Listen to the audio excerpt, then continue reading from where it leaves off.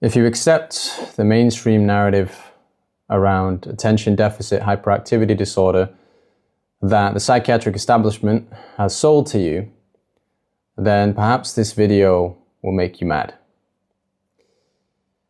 However, if you value reason and science, accuracy, then I would argue that it's in your interest to watch in spite of those feelings that may come up. You might learn that this label is not as scientific as you perhaps are led to believe, and that it is arguably needlessly pathologizing millions of people. Now, does that mean that there's nothing behind the label that is valid? Well, not necessarily, and we'll get to that much later on.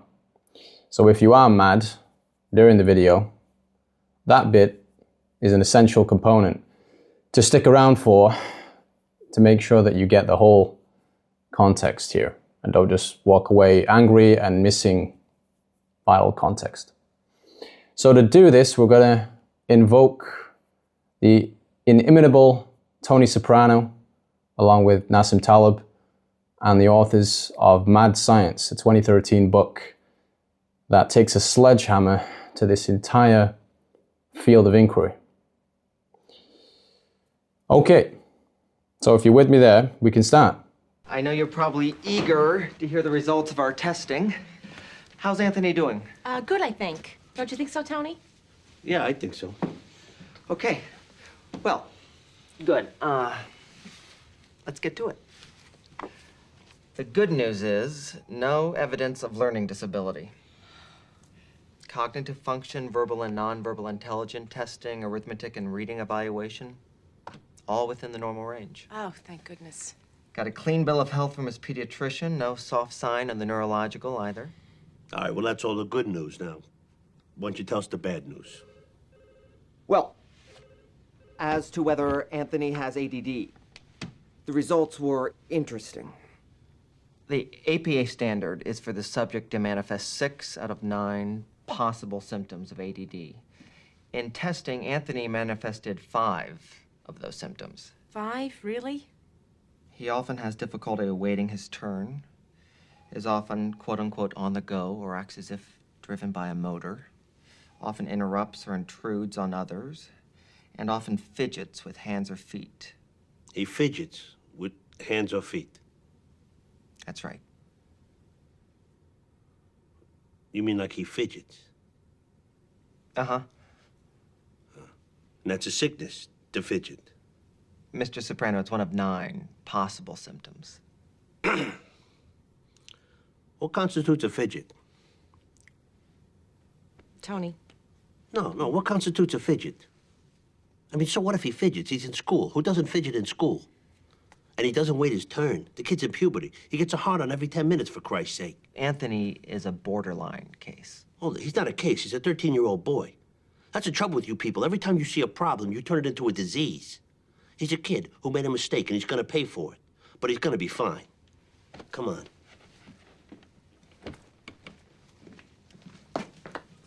Frankly, I think he's right. And I don't think we should have to pay for this testing either. What kind of refutation is that? You're just showing us a TV show? Is that some kind of proof that this is not a valid illness? I'm not convinced. Okay. Point taken. Now, I'm going to share some text from a book later on that demonstrates that what you just saw in that clip is actually pretty accurate in terms of the flaws, in depicting the flaws associated with this illness. Before we get to that, we can now introduce Nassim Taleb, who is an author, wrote a series of books, well worth your time. And he has a very interesting writing style, and he invokes or introduces these sort of semi-fictional characters into his text, and one of them is called Fat Tony. The Fat Tony he describes is not exactly the same as Tony from The Sopranos, but it's hard not to draw a connection. And basically Taleb uses this character as an archetype or a reflection of a particular kind of way of thinking. Someone that is this kind of no-nonsense, skeptical empiricist, street smart, thinks outside the box, doesn't want to be a sucker, wants to exploit other people's credulity or in-the-box thinking to his advantage.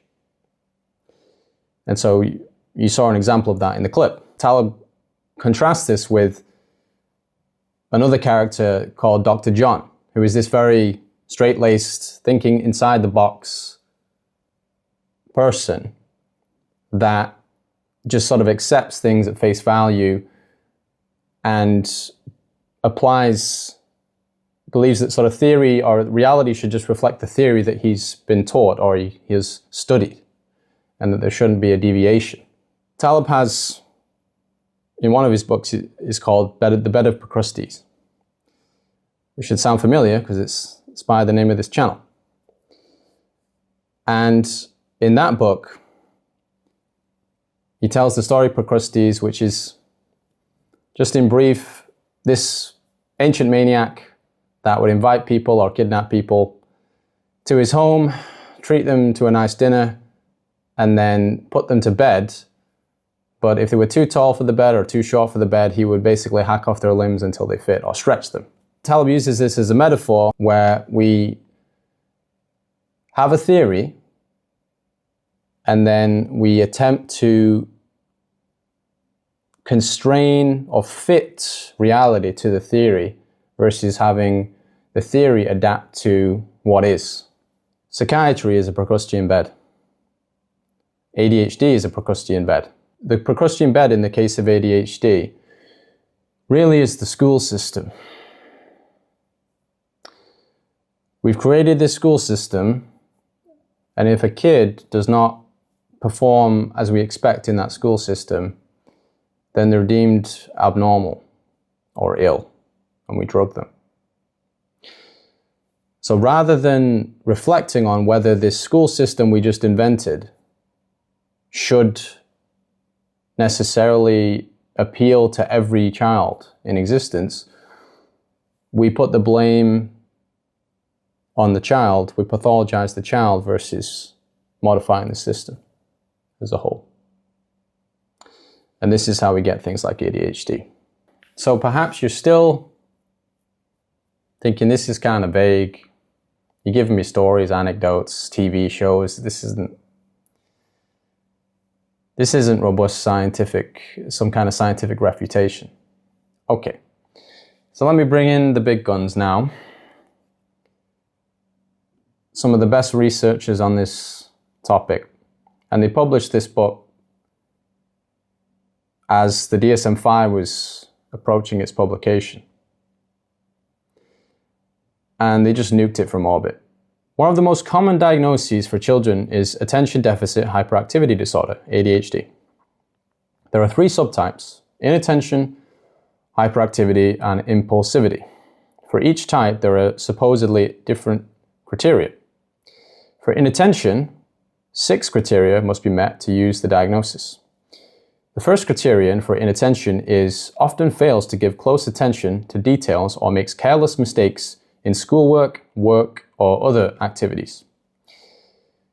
But this is restated in other criteria. Difficulty sustaining attention, does not seem to listen, fails to finish schoolwork, avoids tasks that require sustained mental effort, is easily distracted, and is forgetful in daily activities. 6 of the 9 criteria are explicitly or clearly implied by the first criteria. What at first appears to be a stringent threshold for use of the diagnosis, supposedly enhancing validity, is in reality one criterion restated in different ways. Little wonder that 10% of school children in the United States are labeled with the diagnosis. The redundancy also occurs in the criteria for hyperactivity, where 6 of 9 criteria must be met. The first criterion is, quote, often fidgets with hands or feet or squirms in seat. Other criteria are implicit in the first: often leaves seat, often runs about, has difficulty playing quietly, often on the go, and often talks excessively. Apparently, the developers of this list then ran out of synonyms for fidgeting, which the Random House Unabridged Dictionary defines as to move about restlessly, nervously, or impatiently. Similarly, there are 3 criteria for impulsivity, which also reflect, upon a cursory inspection, the same criterion. Often blurts out answers before questions have been completed. Often has difficulty awaiting turn, and often interrupts or intrudes on others. In the case of ADHD, therefore, there is really only 1 or maybe 2 criteria, and they are both implied in the title of the disorder. The title of the disorder says all the architects of DSM intended to say about this category. The point is that lists containing multiple criteria provide a false sense of validity by appearing to use substantively different criteria. Using synonyms as criteria does not enhance validity any more than using a checklist of synonyms for ghost, spirit, ghoul, or poltergeist would enhance the validity of the category ghost. Ignoring social context of behaviors. Descriptive psychiatry requires the implausible belief that the meaning and causes of observable behaviors can be understood and used as symptoms of mental disorder without paying attention to the social context of the behaviors themselves. And of course, the meaning of the behaviors to the person and those who observe the person. For example, is it a sign of mental illness if a devout Christian converses intimately with God? A young woman becomes extremely morose after learning that she is afflicted with a terminal illness. Or a child severely misbehaves in an abusive, alcohol-drenched, chaotic household. DSM's almost total neglect of the interpersonal, social, cultural, and physical environment ensures that the diagnostic criteria are susceptible to what psychologists have called the fundamental attribution error. That common error is interpreting the behaviors of others as due to their own personality and personal tendencies rather than as responses to their social circumstances. That error, of course, is compounded when those making the attribution lack the time, the skills, or the genuine interest to listen to people's own uncertain, groping explanations of why they behave as they do. DSM has placed the fundamental attribution error as the cornerstone of descriptive diagnosis. For example, all the major epidemiological surveys that purport to establish the prevalence of mental illness in the population rest on simple counts of whether the diagnostic criteria are met or not. DSM assumes that individuals' social class, past life experiences, current social context, ethnic and cultural identity, religious beliefs, loves and losses, aspirations and frustrations, intentions and excuses, competence and failure, joys and heartaches, as these individuals see them and understand them and have acted on these perceptions and as others have responded, are irrelevant to the issue of knowing precisely what ails them. None of these dimensions of experience is explored in determining whether people's behavior meets the established criteria for some presumed mental disorder. The diagnostic criteria, for the most part, are devoid of context. Certainly, some clinicians rightfully explore these personal and contextual dimensions in their assessment interviews, but when they need to make a diagnosis, they are required to assume that some mental illness exists and then to conform only to the checklist of criteria. Descriptive psychiatry, in fact, was designed to minimize clinical intuition and inferences and to push clinicians into assuming that human troubles inevitably constitute signs of disorder.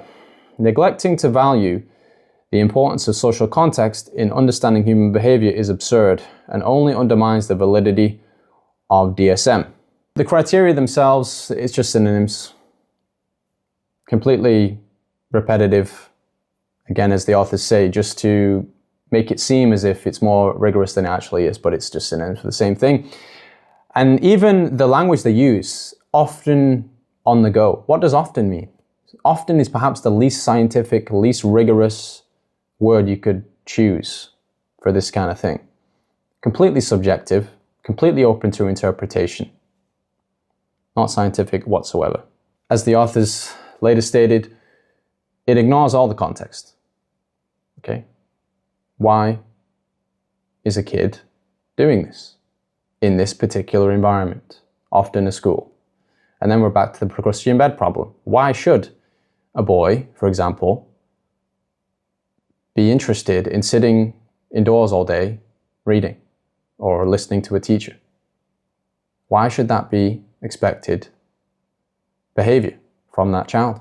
So then the authors go on to talk about how the criteria that were created for ADHD intentionally, assuming that it's even a legitimate thing, which it's not, but the authors, the creators of this diagnosis, they knew that the criteria were going to they were basically going to cast a huge net that was going to encompass millions of kids, potentially, and they knew this beforehand.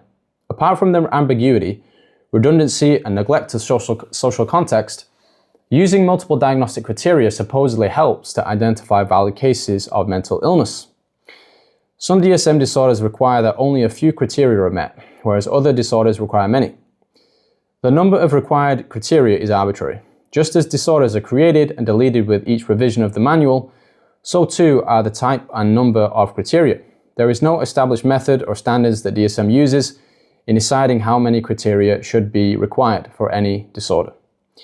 This is because no scientific links or any other indicators exist that psychiatric researchers themselves consider important between the diagnostic criteria and any specific biological pathology or anything biological.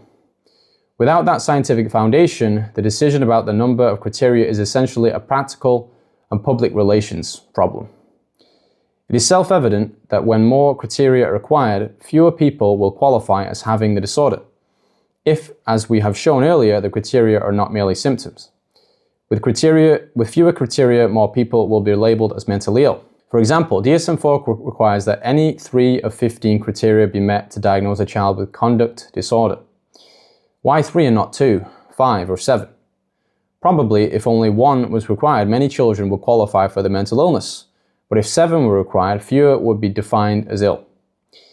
The makers of DSM recognize this and use cutoff numbers so that not too many children are defined as disordered, causing public skepticism and scientific rebuke, and not so few children that funding for research and services might be decreased because the problem seems rare.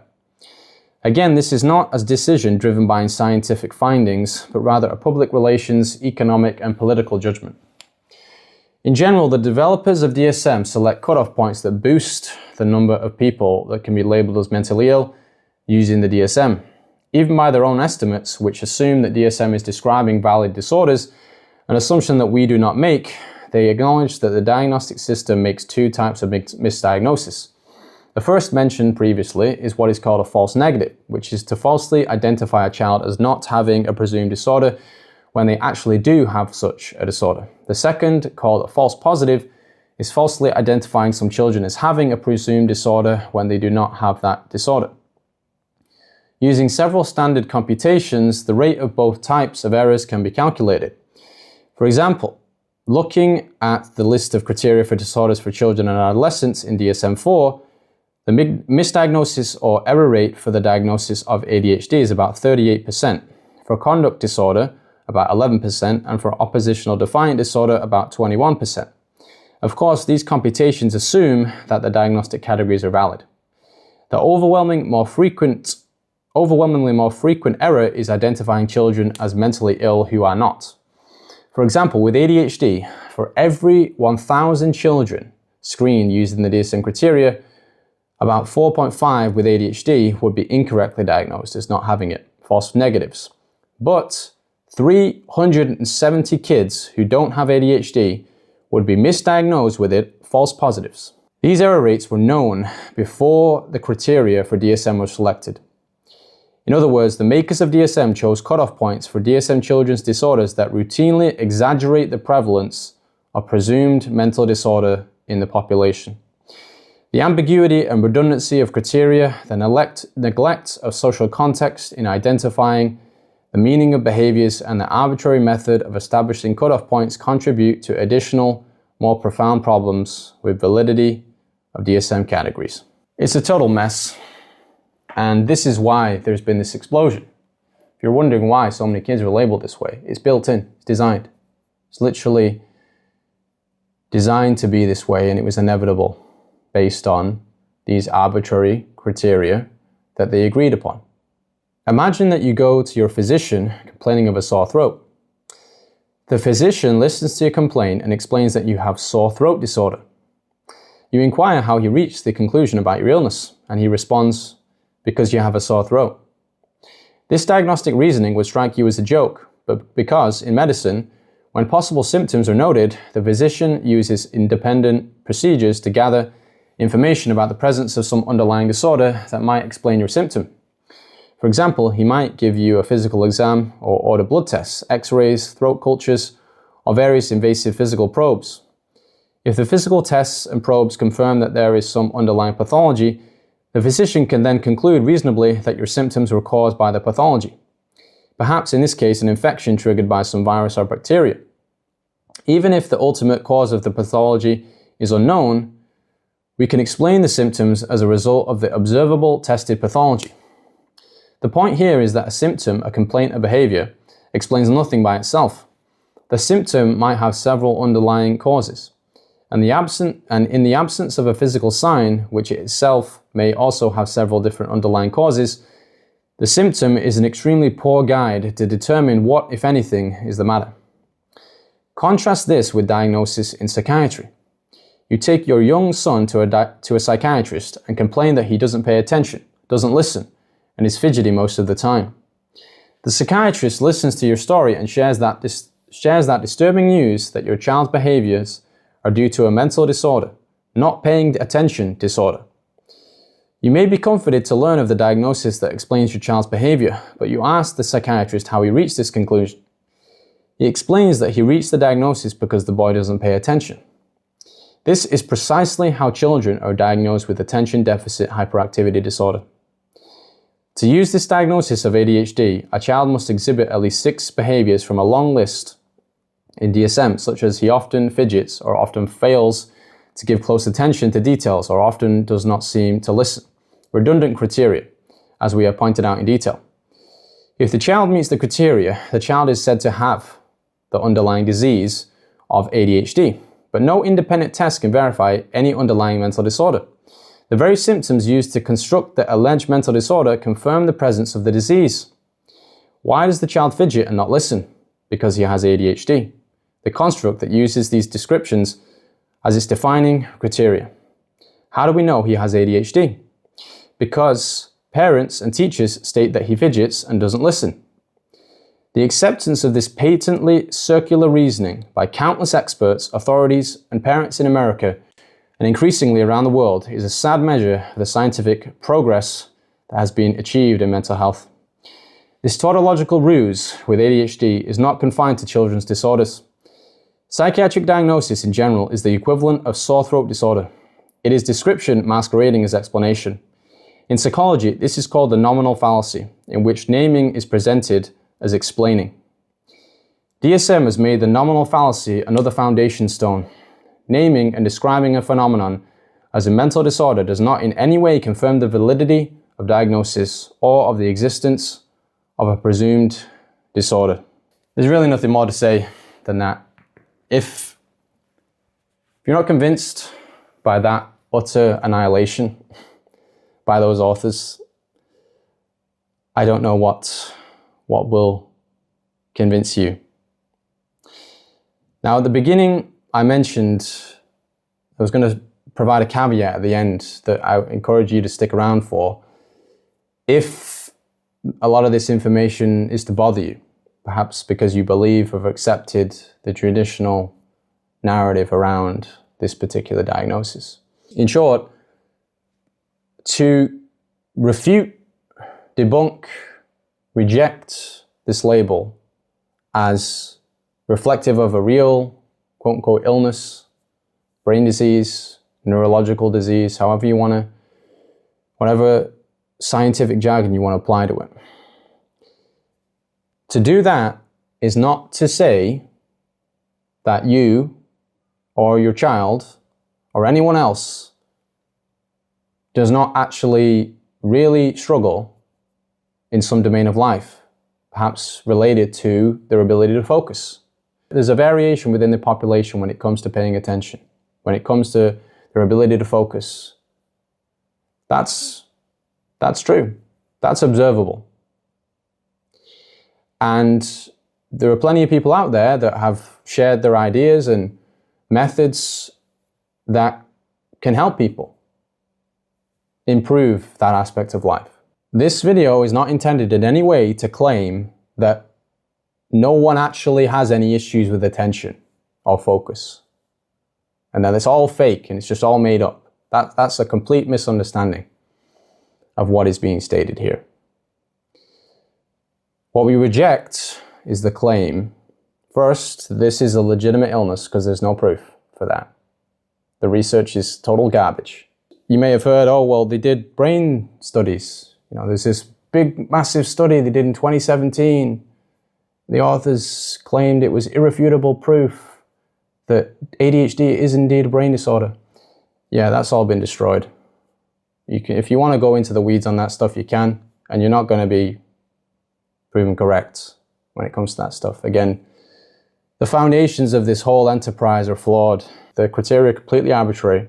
They don't involve any laboratory tests or medical examinations. And if they do, it's only to rule out a legitimate, valid neurological issue or health issue, medical issue. And then, again, this Procrustean bed problem, that are you trying to fit a person or a kid to a particular environment that you believe they should be able to conform to because maybe you could do it or most people could do it, versus questioning whether is this school system or is this classroom or is this home environment conducive to my specific child? And if it isn't, should I pathologize the kid for that? Or should I question whether it's the right fit for him? I think that's everything. Really appreciate your time. Hopefully that was helpful. And we can talk again soon.